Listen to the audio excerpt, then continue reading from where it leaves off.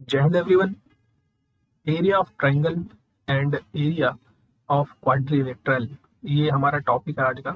और इससे इंटरेस्टिंग जितनी भी क्वेश्चन है इस टॉपिक से, उन सब पर हम आज चर्चा करेंगे। तो सबसे पहले हम ये देख लेते हैं कि एरिया ऑफ ट्रायंगल क्या होता है फर्स्ट ऑफ ऑल, और क्वाड्रिलेटरल का एरिया क्या होता है ना। तो वो भी हमारे लिए जानना ज़रूरी है। So first is area of triangle.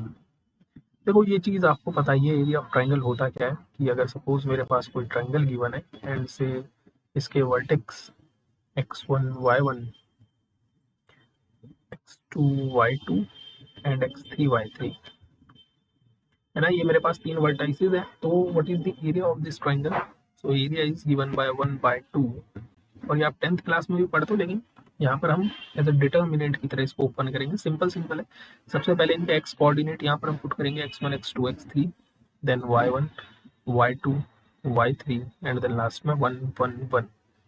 तो ये जो है this is our what, this is our area of triangle.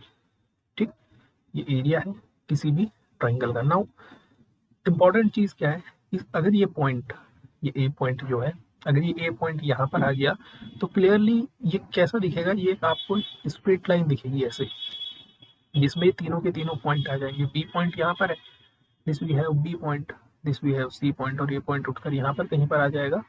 तो ये तीनों पॉइंट आपस में क्या हो जाएंगे, कोलिनियर हो जाएंगे। ठीक, ये तीनों पॉइंट क्या हो जाएंगे, आपस में कोलिनियर हो जाएंगे। सो कोलिनियरिटी के केस में क्या होता है, कोई भी तीन पॉइंट आपस में कोलिनियर होते हैं अगर area of triangle, area of triangle किसके बराबर हो जाए, 0 के बराबर। ठीक, ये सब 10th क्लास में था टॉपिक कि इस समय तो ये हमारे पास ट्राइंगल बना हुआ है तो इसका एरिया हम कैलकुलेट कर सकते हैं, लेकिन अगर ये पॉइंट यहाँ पर आ जाए तो अब कोई एरिया नहीं बचा। That means area of triangle कितना हो जाएगा, 0 हो जाएगा। ठीक, दिस ये हमारे पास ट्राइंगल से रिलेटेड चीज़ है। अब क्वाड्रिलेटरल क्या होता है? क्वाड्रिलेटरल एक ऐसी शेप होती है कुछ इस टाइप की, है ना, चार साइड से। तो सपोज इनके वर्टेक्स हम लिख लेते हैं x1 y1, ये b पॉइंट है मेरे पास x2 y2, this we have c point x3 y3 and d point we have x4 y4। अब इनकी एप्लीकेशंस पर ज़्यादा काम करेंगे। ठीक, सो what is area? Area, area is given bye 1/2 times of modulus of, modulus क्यों अप्लाई कर रहे हैं, delta 1 plus delta 2 plus delta 3 plus delta 4। ठीक है, मॉड्यूलस इसलिए अप्लाई कर रहे हैं क्योंकि हम एरिया को नेगेटिव नहीं देखना चाहते, है ना। एरिया हमारा क्या रहेगा, एरिया हमारा पॉजिटिव रहेगा। सो what is delta 1? Delta 1 is given bye modulus of x1 y1 x2 y2। ठीक, similar delta 2 is given bye x2 y2 x3 y3, delta 3 is given by x3 y3 and x4 y4, and last one is delta 4 is given by x4 y4 and x1 y1। Simply हमारे पास ये quadrilateral का area होता है। ठीक है, तो अब start करते हैं हम इनकी एप्लीकेशंस की, क्वेश्चंस कैसे बनते हैं आपके एग्जाम में। तो सबसे पहला क्वेश्चन, क्वेश्चन ये कह रहा है कि the coordinate of 2 points A and B are 3, 4 and 5, -2, ये दो कोऑर्डिनेट गिवन है। If P is a point not lying on any of the coordinate axis, मतलब वो किसी भी कोऑर्डिनेट एक्सिस में नहीं है, पी एक ऐसा पॉइंट है। और आपको क्या गिवन है, P equal to P B, distance given है आपको। ठीक, तो एंड ऑल्सो एरिया भी गिवन है आपको, P A B is 10, then what is the coordinate of P.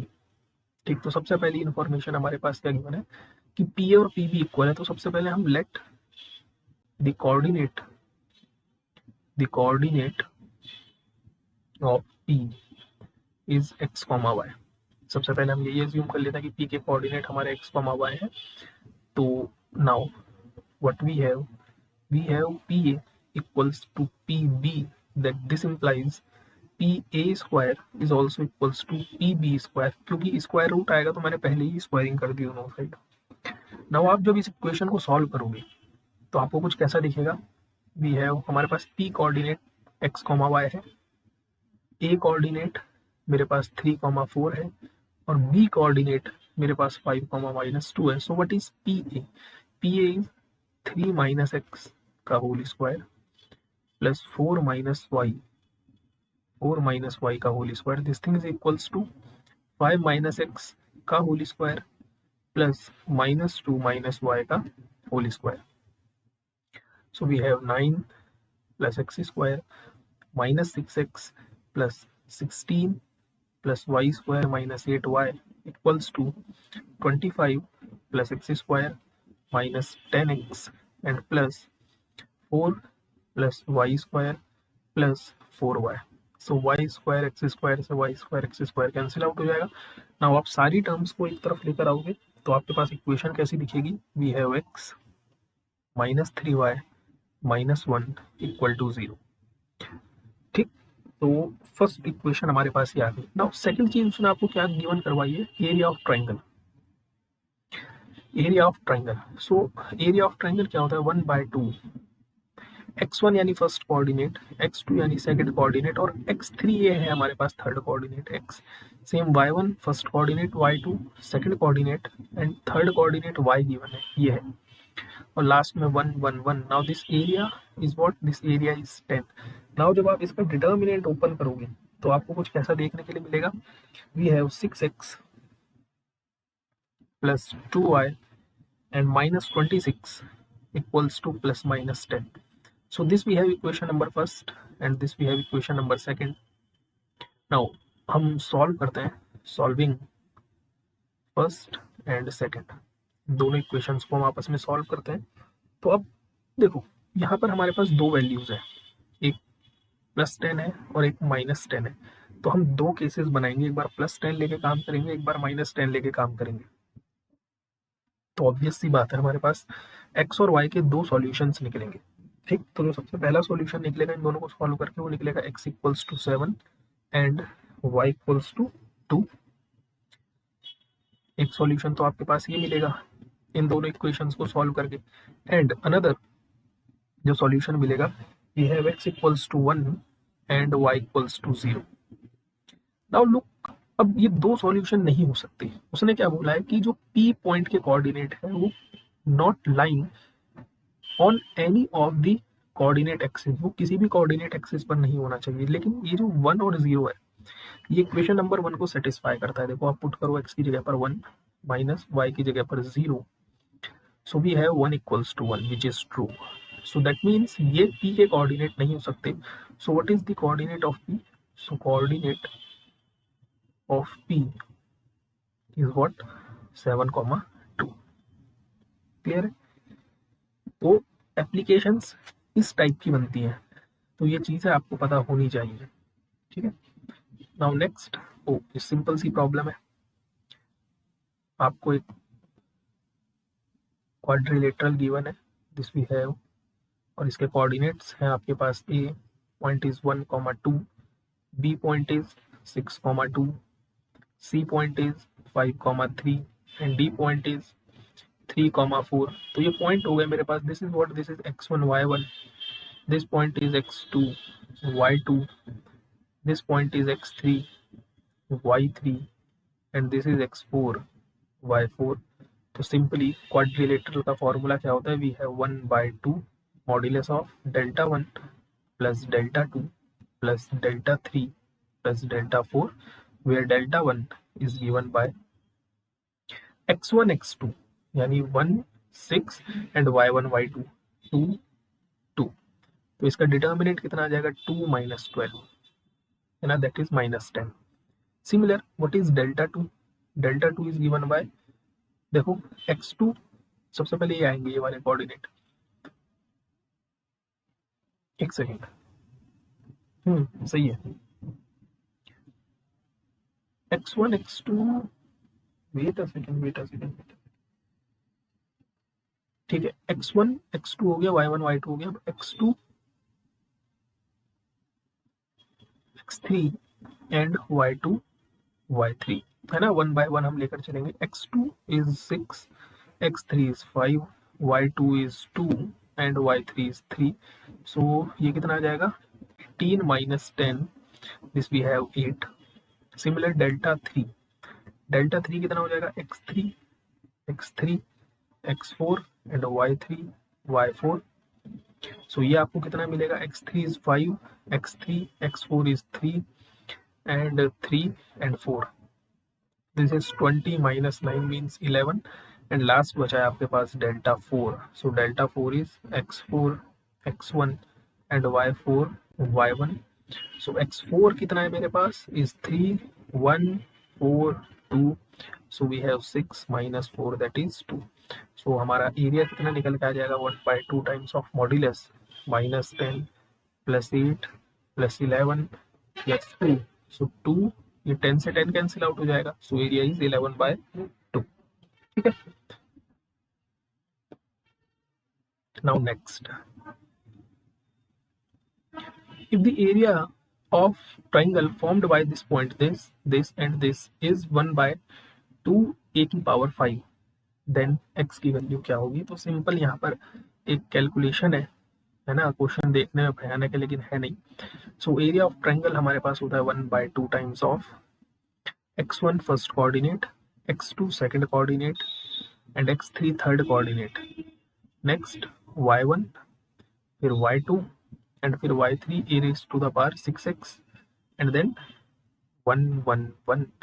This area is equals to 1/2 a raised to the power 5. Now determinant open करना आपको आता होगा. सो ये 2 से सबसे पहली बार 2 कैंसिल आउट हो जाएगा. सो हम ओपन कर लेते हैं. We have 1. ये दोनों तो 0 हो जाएंगे, इसको तो ओपन करने की ज़रूरत नहीं है. ठीक, तो ये कैंसिल आउट, ये लाइन कैंसिल आउट. तो हमारे पास कितना मिलेगा, केवल a की पावर x² इंटू a की पावर 6x और ये वैल्यू किसके इक्वल है 1 a की पावर 5. सो लुक, मल्टीप्लीकेशन में पावर ऐड हो जाती है. So we have x² plus 6x equals to, और इस पावर को ऊपर ले आते हैं a की पावर -5. ना दोनों के बेस सेम है, दैट मीन्स इनकी पावर्स आपस में इक्वल होंगी. So we have x² plus 6x plus 5 equals to 0.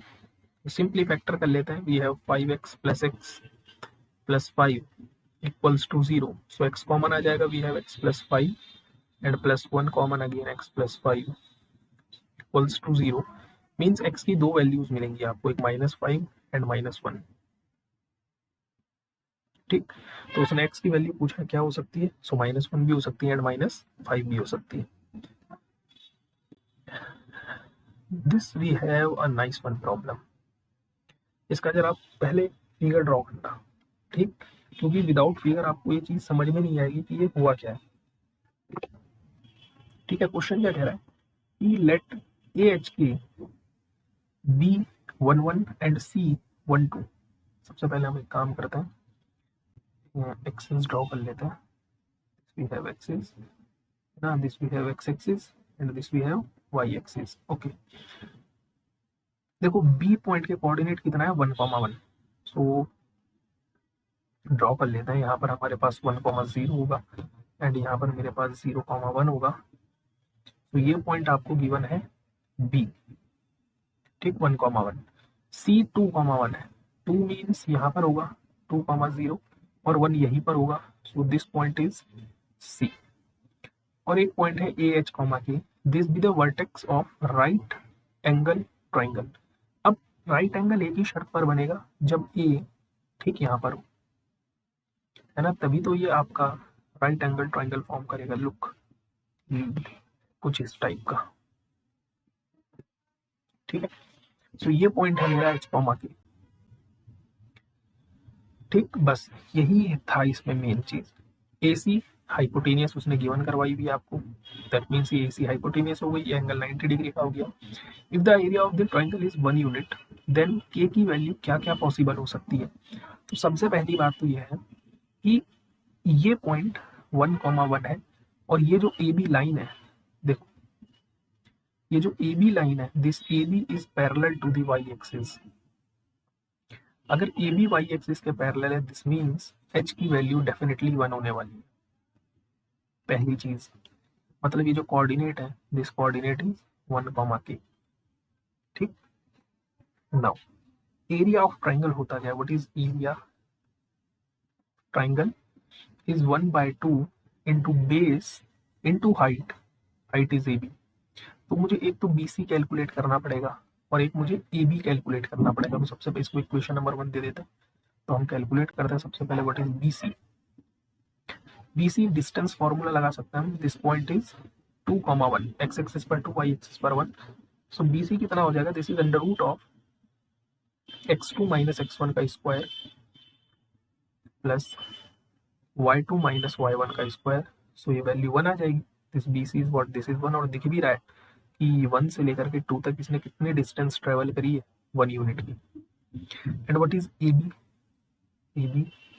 AB is square root of x2 minus x1 का whole square plus y2 minus y1 का whole square. So this is modulus of 1 minus k, है ना। Square root के अंदर से कोई भी चीज बाहर निकलेगी तो मॉड्यूलस में निकलेगी। Now from equation number first, area 1 unit given है, this is equals to 1/2, BC is 1 and AB is modulus of 1 minus k.